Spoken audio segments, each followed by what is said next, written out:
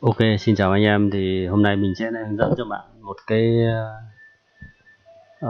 hướng dẫn về nâng cấp ổ SD. Thì sau khi chúng ta mua về thì đầu tiên thì nhà sản xuất chúng ta đưa về thì thường thì cái định dạng ổ ấy, chúng ta cắm vào, kể cả chúng ta tháo ổ cứng HDD máy tính ra hoặc là cắm vào cái ổ đọc thẻ, đọc ổ cứng SD ấy, của cái chuẩn 2,5 inch ấy, thì nó cũng không nên ổ cứng đâu, nó không nhận đâu.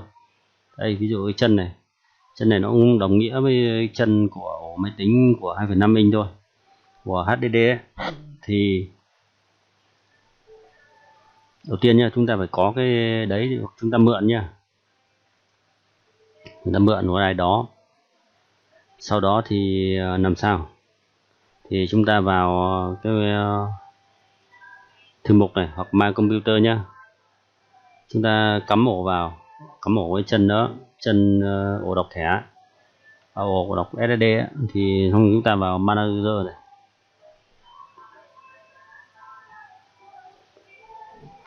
khi đó thì máy vào Disk Management này. Khi đó thì máy sẽ hiện cái ổ mới ở đây. Thì cái ổ mới ở đây thì chúng ta chọn kích OK và chúng ta chọn cái định dạng là tùy theo cái Windows hiện tại ấy. Nó là GPT hoặc là MBR, do cái định dạng Windows lúc trước và cái ổ mới thôi. Thì thường thì cái đời trước ấy, thì nó là MBR, còn đời sau là GPT. Mà về tốc độ của hai cái loại định dạng này nó cũng ngang nhau thôi.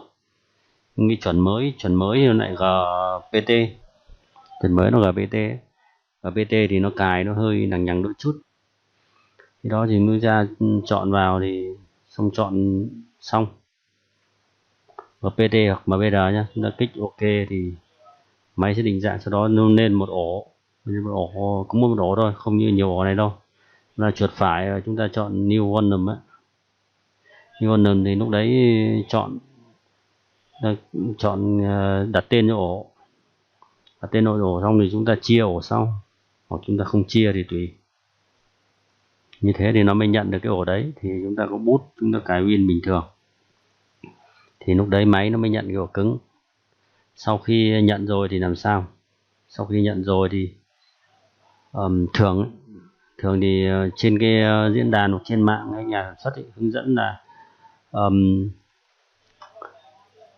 sao chép Python ấy, hoặc là code ấy. Nhưng mà code xong ấy, làm theo đúng cách rồi nó vẫn không thể khởi động Win.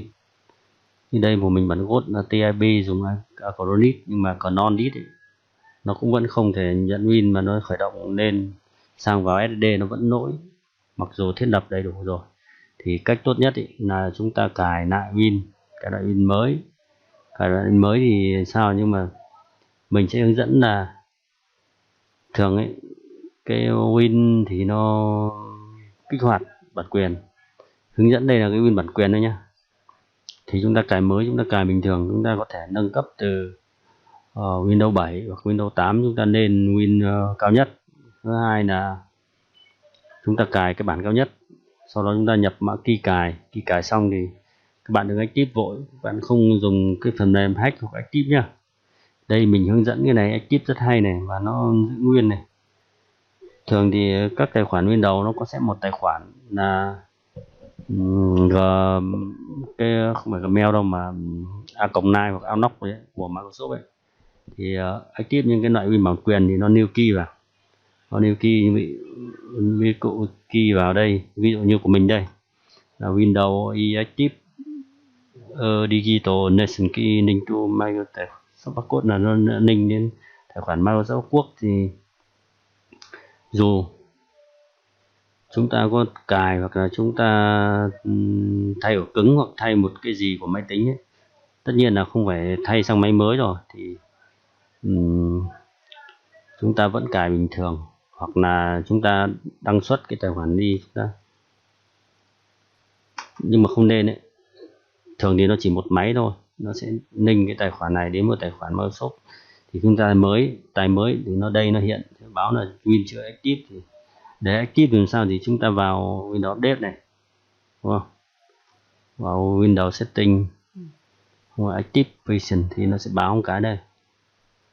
Ở cái đây thì như của mình đây thì các bạn cài lên rồi nhá. Ở đây nó vẫn hiện cái mã số là Win Active nhá. Mã số ở đây Windows gì đấy. Thì các bạn vào ở đây nó hiện có cái chữ là troubleshoot. Troubleshoot thì các bạn kích vào đây, tức là máy tính phải kết nối mạng rồi nhé.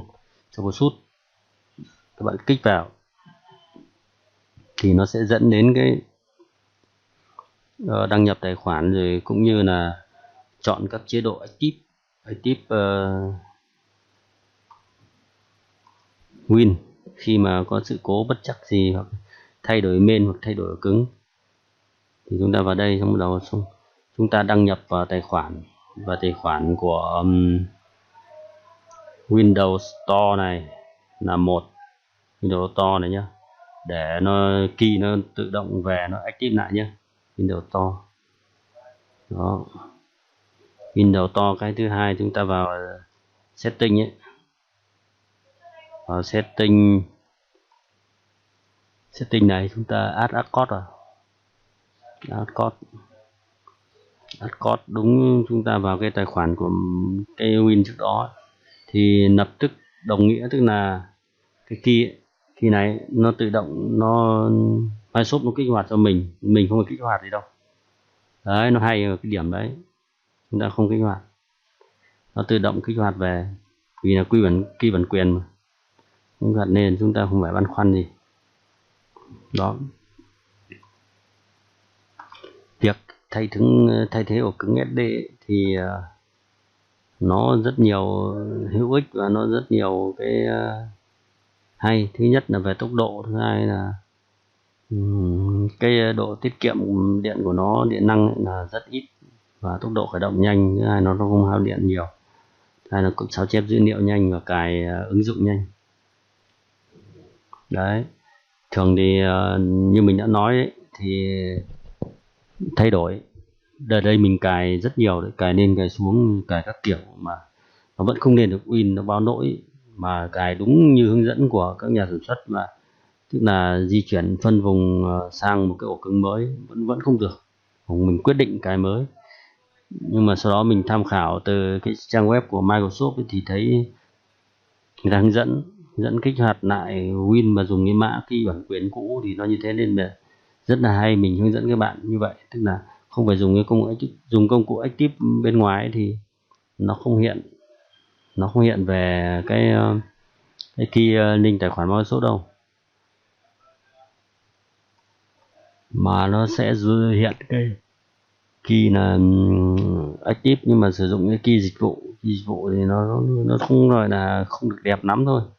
Nó thực ra nó vẫn active nhưng mà không được đẹp đó, nên nhiều bạn cũng hỏi, nên hôm nay mình sẽ hướng dẫn và mình cũng như giải đáp thắc mắc về các bạn là cách để cài lại Win mà vẫn dùng quy bản quyền, tức là không phải dùng phần mềm active gì cả. Đó, nó rất hay ở điểm đấy. Mà nên thay cái ổ cứng mới hoặc chúng ta thay main ấy, thì thường ấy, chúng ta cắm vào xong này nó báo lỗi các thứ thiết lập, nên là chúng ta cài lại cho chắc đúng nguyên bản Windows bản nào cũng được, nhưng mà chúng ta dùng khôi phục key nó là như vậy. Như vậy là xong, như vậy là ok. Có gì thắc mắc các bạn cho cái comment bên dưới nhá, và đừng quên like, subscribe, chia sẻ của mình. Đây là những cái điều mà mình trọng tâm trọng điểm mình chỉ hướng dẫn cho bạn rồi đấy. Trình tự như nào các bạn cứ làm như thế cho mình. Ok.